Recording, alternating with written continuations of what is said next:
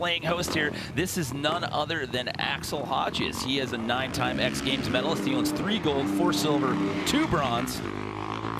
Yeah, and after missing the podium last year, you know, Axel's determined he wants to get back in there and get one. He was in the lead all the way to the very end, and it came down to the last couple runs there when Tom Parsons overtook him right there. But speaking of that, your defending gold medalist from the last 2 events, he finds himself on the outside looking in right now, Bilko, with just about 3 minutes left to go.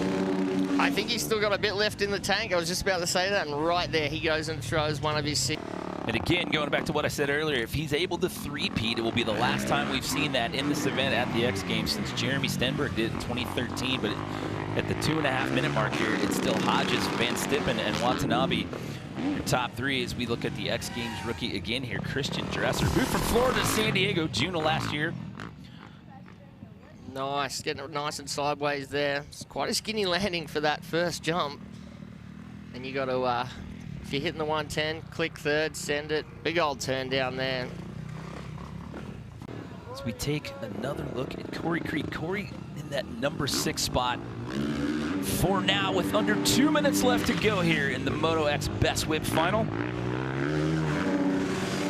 Big old turn down. He goes the opposite way to most of the other guys there. It's a 2-time Moto X quarter pipe. So here comes the moment. It's the big reveal. Big old seat bounce whip. Going back to back with the seat bounce whips. And right there as he cranks the handlebars, looks across the other side there. The still shots are quite amazing of that.